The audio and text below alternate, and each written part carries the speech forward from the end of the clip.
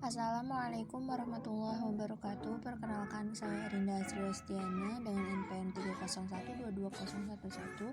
Di sini saya akan membahas tentang hubungan antara HAM dengan Islam. Masuk ke pengertian. Hak asasi manusia dalam Islam tertuang secara transenden untuk kepentingan manusia lewat syariah Islam yang diturunkan melalui wahyu. Menurut syariah, manusia adalah makhluk bebas yang mempunyai tugas dan tanggung jawab, dan karena ia juga mempunyai hak dan kebebasan. Dasarnya adalah keadilan yang ditegakkan atas dasar persamaan atau egaliter tanpa pandang bulu. Artinya tugas yang diemban tidak akan terwujud tanpa adanya kebebasan, sementara kebebasan secara eksistensial tidak terwujud tanpa adanya tanggung jawab itu sendiri. Prinsip HAM Islam. Sistem HAM Islam mengandung prinsip-prinsip dasar tentang persamaan, kebebasan, dan penghormatan terhadap sesama manusia. Persamaan artinya Islam memandang semua manusia sama dan mempunyai kedudukan yang sama. Satu-satunya keunggulan yang dinikmati seorang manusia atas manusia lainnya hanya ditentukan oleh tingkat ketakwaannya. Konsep hukum HAM Islam. Konsep itu mengandung 5 hal pokok yang harus dijaga oleh setiap individu, yaitu hifzul al-din, penghormatan atas kebebasan beragama; hifzul al-mal, penghormatan atas harta benda; hifzul al-nafs wal al-ird, penghormatan atas jiwa, hak hidup, dan kehormatan individu; hifzul al-aql, penghormatan atas kebebasan berpikir; dan hifzul al-nasl, keharusan untuk menjaga keturunan.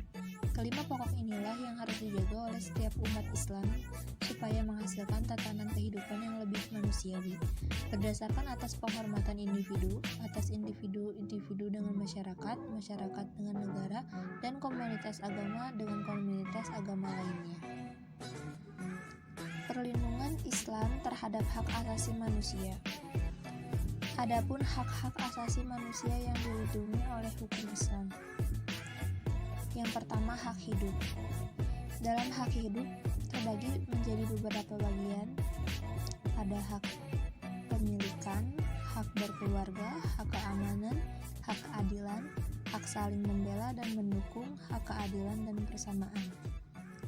Lalu yang kedua ada hak kebebasan beragama dan kebebasan pribadi. Kebebasan pribadi adalah hak yang paling asasi bagi manusia, dan kebebasan paling suci adalah kebebasan beragama dan menjalankan agamanya, selama itu tidak mengganggu hak-hak orang lain. Firman Allah, "Dan seandainya Tuhanmu menghendaki, tentulah beriman orang di muka bumi seluruhnya. Apakah kamu memaksa manusia supaya mereka menjadi orang beriman semuanya?" Quran Surat Yunus ayat 99. Yang ketiga ada hak bekerja. Islam tidak menempatkan bekerja sebagai hak tetapi juga kewajiban. Bekerja merupakan kehormatan yang perlu dijamin. Nabi SAW bersabda, "Tidak ada makanan yang lebih baik yang dimakan seorang daripada makanan yang dihasilkan dari usaha tangannya sendiri."